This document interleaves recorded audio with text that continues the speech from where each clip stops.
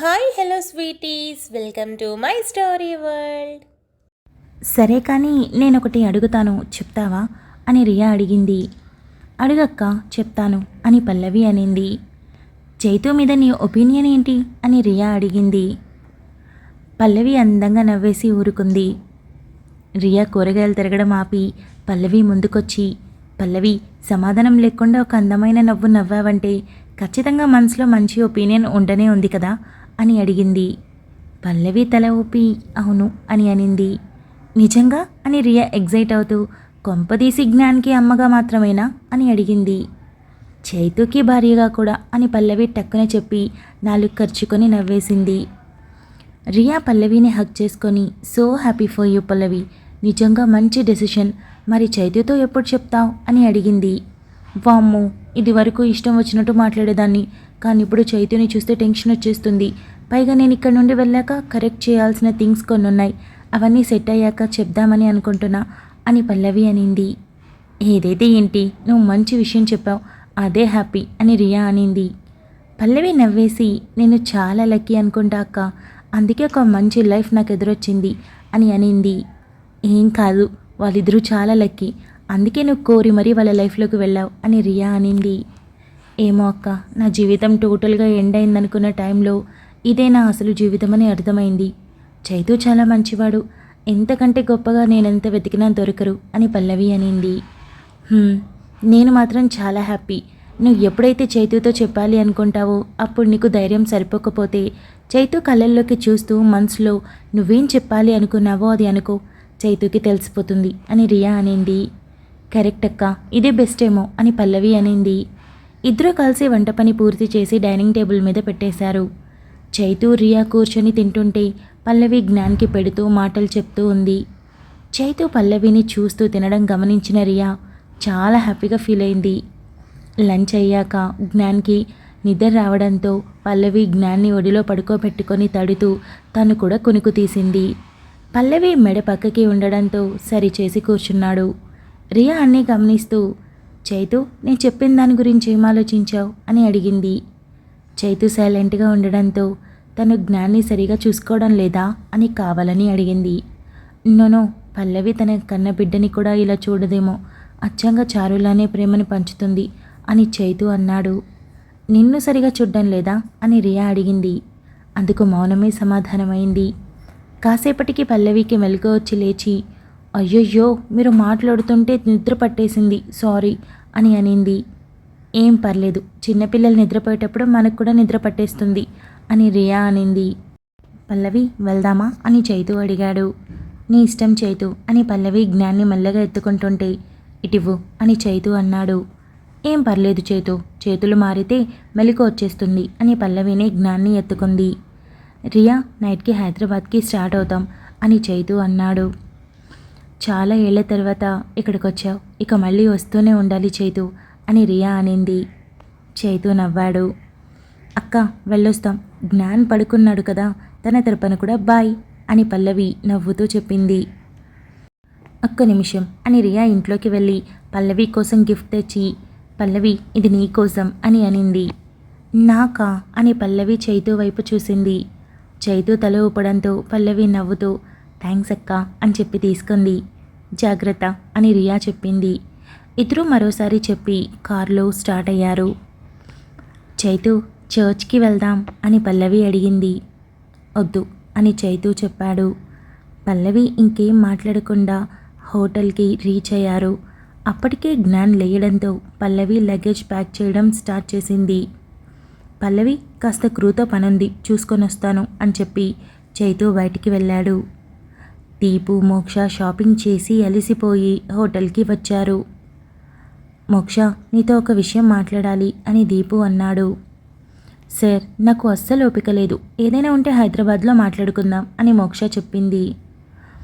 నేను ముహూర్తం చూసి చెప్తే బాగుండు, శకునమే బాగుండటం లేదు అనుకొని అలాగే వెళ్ళు అని దీపు అన్నాడు. విద్య, ఇంకెంత షాపింగ్ చేస్తావు, ఇవన్నీ మన దగ్గర కూడా దొరుకుతాయి కదా అని రోషన్ అన్నాడు. అబ్బా సార్, పొరుగురు నుండి ఏది తెచ్చినా వింతే, మీకేం తెలీదు ఊరుకోండి అని విద్య మళ్ళీ షాపింగ్ మీద దృష్టి పెట్టింది. అనవసరంగా నీకు ఓకే చెప్పా అని రోషన్ అనుకుని ఒక చైర్ లాక్కొని కూర్చున్నాడు. విద్య కొన్ని డ్రెస్సెస్ సెలెక్ట్ చేసి, సార్ ఇప్పుడే ట్రయల్ వేసొస్తా అని చెప్పి వెళ్తూ సేల్స్ గర్ల్ని పిలిచి, నేను ట్రయల్ చేశాక నన్ను ప్రతి డ్రెస్లో ఫోటో తీస్తే లాస్ట్గా అన్నీ చూసి సెలెక్ట్ చేసుకుంటానని విద్య అడిగింది. నో మేడం అని సేల్స్ గర్ల్ చెప్పడంతో విద్య మూతి తిప్పుతూ డ్రెస్సెస్ పక్కన వేసి, సార్ పోదాం పదండి, ఎవరో షాపింగ్ చేస్తున్నా అని బాగా తిట్టుకుంటున్నట్టున్నారు అని గొణుగుతుంది. ఏమైంది అని రోషన్ అడిగాడు. నేను ట్రయల్ వేశాక నన్ను ఫొటోస్ తీయమని అడిగితే కుదరదు అని చెప్పింది, అందుకే వచ్చేసా సార్ అని విద్య అనింది. అవునా, అయినా లోపల మిర్రర్ ఉంటుంది కదా, ఫొటోస్ ఎందుకు అని రోషన్ అడిగాడు. అలా సరిగ్గా తెలీదు సార్, ఫోటో అయితే జూమ్ చేసి చూసి సెలెక్ట్ చేసుకోవచ్చు అని విద్య అనింది. దాందేం కానీ నేను తీస్తాను, ఎలాగో లేట్ అయింది కదా అని రోషన్ అన్నాడు. హై అవునా అని విద్య కొన్ని క్షణాల్లో బట్టలు తీసుకొని ట్రయల్ రూమ్లోకి వెళ్ళిపోయింది.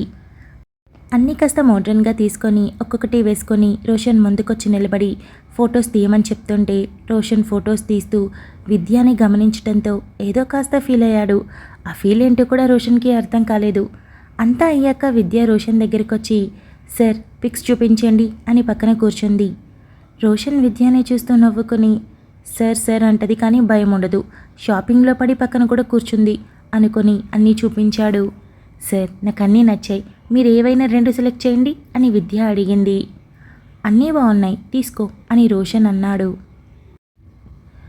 వామ్మో అన్నీనా, డబ్బులేం చెట్లకు కాస్తున్నాయా సార్, ఇవన్నీ మా అమ్మ చూస్తే చీపుర తిరిగేస్తుంది అని విద్య అనింది. పోనీ నేను పే చేస్తాను తీసుకో అని రోషన్ అన్నాడు.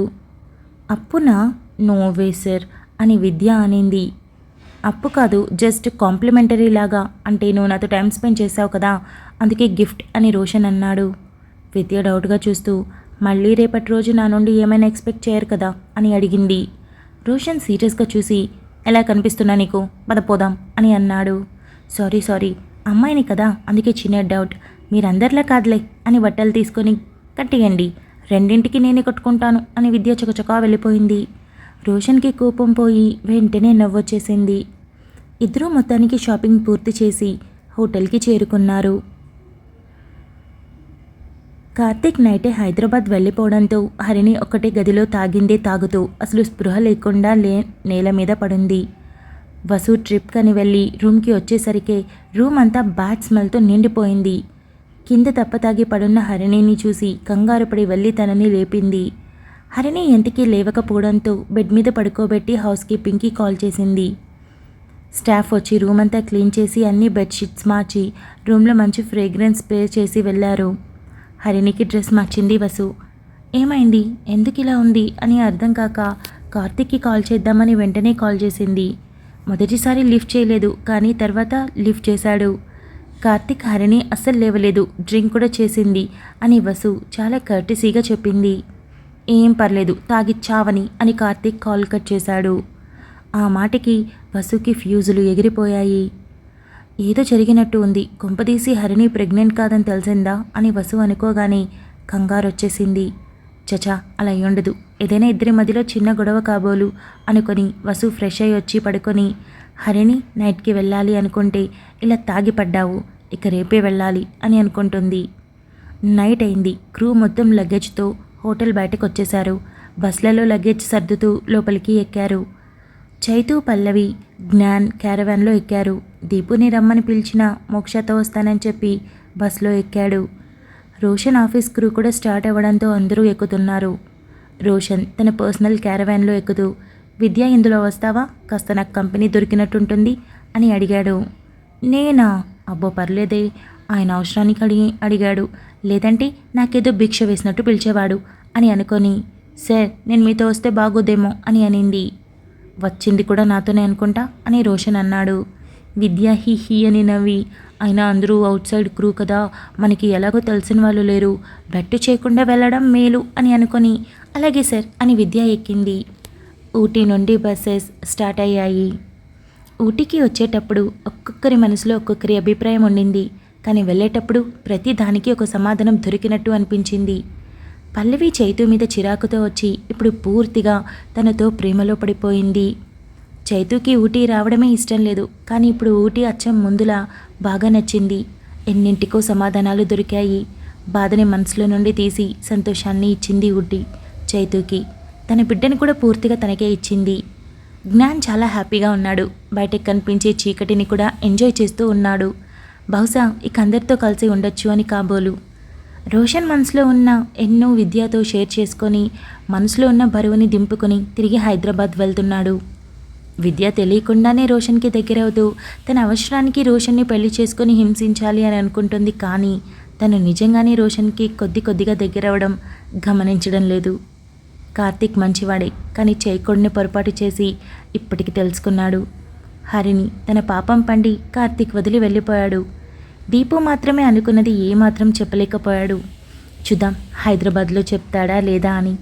మొత్తానికి ప్రతి ఒక్కరూ ఒక్కో భావంతో ఊటీని దాటారు. తెల్లారి 6ంటికే హైదరాబాద్ రీచ్ అయ్యారు. అన్ని బస్సులు ఆఫీస్కి చేరిపోయాయి. రోషన్ తన బస్ని నేరుగా విద్య ఇంటికి కాస్త దగ్గరలో ఆపి డ్రైవర్తో లగేజ్ ఇంట్లో పెట్టమని చెప్పి పంపించాడు. సార్ థ్యాంక్స్ అని చెప్పి విద్య ఇంట్లోకి వెళ్ళింది. చైతు బస్ ఇంటికి చేరగానే పల్లవి, జ్ఞాన్, చైతు ముగ్గురు దిగి గుమ్మం దగ్గరికి వెళ్ళారు. అప్పటికీ ఇంకా మెయిన్ డోర్ ఓపెన్ చేయకపోవడంతో కాలింగ్ బెల్ కొట్టారు. కార్తీక్ పొద్దున్నే లేచి చాలా హుషారుగా పెట్ కాఫీ తాగి పల్లవిని కలవాలి అని ఆతృతలో ఉన్నాడు. ఫోన్ తీసి పల్లవికి మెసేజ్ చేశాడు, ఎప్పుడు కలుద్దాం, ఎక్కడ కలుద్దామని. ఇంట్లో ఉన్న కార్తీక్ నాన్న గోపాలకృష్ణమూర్తి కార్తీక్ హడావిడి చూసి అర్థం కాక కార్తీక్ అని పిలిచాడు. వస్తున్నా నాన్న అని కార్తీక్ వచ్చి వాళ్ళ నాన్న దగ్గర కూర్చున్నాడు. ఈరోజెందుకో చాలా హ్యాపీగా ఉన్నావు అని గోపాలకృష్ణమూర్తి అడిగాడు. ఏం లేదు నాన్న, మామూలుగానే ఉన్నా అని కార్తీక్ అన్నాడు. జరిగినవన్నీ మర్చిపోయి ఇలా ఉండడానికి ట్రై చేయి. నీ పెళ్ళి, అదే ఆగిపోయిన పెళ్ళికి ముందు ఇలా ఉండేవాడివి, మళ్ళీ ఇన్నాళ్ళకి నిన్ను ఇలా చూస్తున్నా అని గోపాలకృష్ణమూర్తి అన్నాడు. కార్తీక్ నవ్వి ఫ్రెండ్ని కలవాలి, బయటికి వెళ్ళాలి నాన్న అని లేచాడు. కార్తీక్ నువ్వు ఊటీకి వెళ్ళావు కదా, అక్కడికి పల్లవి వాళ్ళు కూడా వచ్చారని విన్నాను అని గోపాలకృష్ణమూర్తి అడిగాడు. అవును, వాళ్ళకి షూట్ ఉంటే వచ్చారు అని కార్తీక్ అన్నాడు. పల్లవికి పెళ్లి జరిగింది, నువ్వు తనని డిస్టర్బ్ చేయకు, ఒకసారి జరిగిన పొరపాటు మళ్ళీ చేయకు, అలాగే నువ్వు ఒప్పుకుంటే మంచి సంబంధం చూసి పెళ్లి చేస్తాం అని గోపాలకృష్ణమూర్తి అన్నాడు. కార్తీక్ ఆలోచిస్తూ ఇప్పుడేం వద్దు నాన్న, నాకు ఇంట్రెస్ట్ లేదు అని అక్కడి నుండి వెళ్ళిపోయాడు. డోర్ నాక్ చేసిన చైతు బయట వెయిట్ చేస్తూ ఉంటే ఇంకా ఎంతసేపు అమ్మా, నేను నానిని చూడాలి అని జ్ఞాన్ అన్నాడు. అప్పుడే డోర్ తీసిన మహాగారు ఎర్ర నీళ్ళతో బయటకొచ్చి, వచ్చావా జ్ఞాన్, ఎలా ఉన్నావు బంగారు అని అంటూ ముగ్గురికి కలిపి దిష్టి తీసింది. అమ్మమ్మ ఎలా ఉన్నారు అని పల్లవి అడిగింది. మహాగారు ప్లేట్ని రోసి చేతికి ఇచ్చి జ్ఞాన్ని ఎత్తుకొని, బాగున్నా పల్లవి, మేము ఇక్కడే కదా ఉన్నాం, మీరే చెప్పాలి అందరూ ఎలా ఉన్నారు అని అడిగారు. చాలా చాలా బాగున్నాం అమ్మమ్మ అని పల్లవి చాలా హ్యాపీగా చెప్పింది. పల్లవి మొహంలో సంతోషం చూసిన చైతుకి తన మొహంలో నవ్వొచ్చింది. ఇదంతా వెనక ఉన్న సుభద్ర గమనించి చైతు అని పిలిచింది. చైతు అత్త అంటూ దగ్గరికి వెళ్ళి హగ్ చేసుకొని ఎలా ఉన్నావు అని అడిగాడు. మేం బాగున్నాం, నువ్వు చాలా చాలా బాగున్నట్టున్నావు అని సుభద్ర అడిగింది. చైతు నవ్వి ఫ్రెష్ అయ్యి వస్తాను అని వెళ్తూ, రాజ్యమత్త ఎలా ఉన్నావు, మామయ్య ఎలా ఉన్నావు అని పలకరించి పైకి వెళ్ళాడు. అందరూ జ్ఞాన్ పల్లవి చుట్టూ చేరిపోయారు. పెద్దమ్మ అని రాజ్యంని పల్లవి హక్ చేసుకొని మిస్ యూ అని అనింది. నేను కూడా మిస్ యూ పల్లవి అని రాజ్యం అనింది. మరి నన్ను అని సుభద్ర అడిగింది. మిమ్మల్ని అస్సలు మిస్ అవ్వలేదు, ఎందుకంటే మీ మాటలే నా మైండ్లో ఎప్పుడు చక్కర్లు కొట్టేవి అని పల్లవి నవ్వింది. సరే ముందెళ్ళి ఫ్రెష్ అవ్వండి అని మహాగారు అన్నారు. రోసి పిన్ని, కాస్త నీ చేతి కాఫీ నా మొహాన కొడతావా, అక్కడ టీ పౌడర్ ఫేమస్, అంతే టీ కాదు అని పల్లవి అనింది. తెస్తాను పల్లవి పాప అని రోసి వడివడిగా కిచెన్లోకి వెళ్ళింది. జ్ఞాన్ మహాగారి దగ్గర నుండి దిగనే లేదు అస్సలు. రోసి తెచ్చిన టీ తాగుతూ అందరితో మాట్లాడుతూ ఉంది పల్లవి. టీ తాగాక జ్ఞాన్ రా బంగారు ఫ్రెష్ అవుదాం అని పల్లవి పిలిచింది. అమ్మా నేను మళ్ళీ వస్తాను, నానికి చాలా విషయాలు చెప్పాలి అని జ్ఞాన్ అన్నాడు. పల్లవి నువ్వు వెళ్ళు, ఫ్రెష్ అవు, జ్ఞాన్కి నేను స్నానం చేయిస్తాను అని రాజ్యం అనింది. అలాగే పెద్దమ్మ అని పల్లవి బెడ్రూమ్లోకి వెళ్తూ, అప్పుడు కాంట్రాక్ట్ భార్యగా అడుగుపెట్టాను, ఇప్పుడు నీ భార్యగా ఉండిపోవాలని ఆశతో అడుగు పెడుతున్నా అని పల్లవి అనుకొని బెడ్రూమ్ డోర్ తీసింది. లోపలికి వెళ్ళి బెడ్ మీద హ్యాండ్ బ్యాగ్ పెట్టి ఫోన్ తీసి కార్తీక్ మెసేజ్ చూసి రిప్లై ఇచ్చి టవల్ తీసుకొని భుజం మీద వేసుకొని జడని పైకి టై చేస్తూ రారా రా కుమారా రాజసానా ఏలరా అని చిన్నగా హమ్ చేస్తూ ఉంది. చైతు టవల్తో బయటకొచ్చి తడి జుట్టుని విదిలిస్తూ వచ్చాడు. ఆ వాటర్ పల్లవి మీద పడడంతో తిరిగి చూసి వావ్ ఏమున్నాడ్రా బాబు అని అనుకుంది. ఏంటి అని చైతు అడిగాడు. పల్లవి తడబడుతూ అటు ఇటు అడుగు వేయబోయి వాష్రూంలోకి పరుగున వెళ్ళి డోర్ వేసుకుంది. చైతు ఈలోపు రెడీ అయి తన పర్సనల్ రూమ్లోకి వెళ్ళి అక్కడ నవ్వుతూ ఉన్న చారుని 2 నిమిషాలు రెప్ప వేయకుండా చూసి అక్కడి నుండి బయటకు వచ్చేశాడు. పల్లవి ఫ్రెష్ అయి వచ్చేసరికి చైతు అన్నీ సర్దుకుంటూ చాలా బిజీగా ఉన్నాడు. పల్లవి చూసి ఎప్పుడు పని పని, ఇక్కడ బార్బీ డాల్ లాంటి పిల్ల పక్కనుంటే కూసంత కూడా పట్టించుకోడు. గాడ్ వాట్ రే, ఇలా అయితే మాకు ఒక చింతకాయ పుట్టేసరికి షష్ఠి పూర్తి కూడా వచ్చేస్తుంది అని అనుకుంటూ మిర్రర్ దగ్గరికి వెళ్ళి చైతు ఈరోజు ఆఫీస్కి రావాలా అని అడుగుతుంది. ఇప్పుడు టిఫిన్ మానేస్తావా ఏంటి అని చైతు ఏవో పేపర్స్ చూస్తూ అన్నాడు. అర్థమైంది, పోనీ 1 గంట పర్మిషన్ ఇస్తావా అని పల్లవి అడిగింది. Thank you so much for listening guys. Update నచ్చినట్టయితే లైక్ చేయండి, షేర్ చేయండి, కమెంట్ చేయండి, అలానే సబ్స్క్రైబ్ చేసుకోండి.